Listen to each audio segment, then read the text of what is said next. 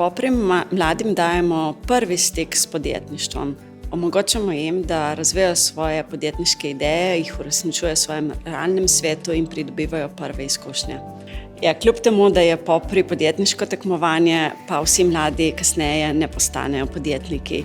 In to je čisto v redu, kajti mladi, ki so tekmovali na Poprih, so danes tudi izjemni znanstveniki in uspešni strokovnjaki na svojih področjih, tako v gospodarstvu kot v javnem sektorju. Skozi 20 let je v Poprih sodelovalo skoraj 5000 mladih in verjemite, vse povsod po Sloveniji jih najdemo na najpomembnejših delovnih mestih.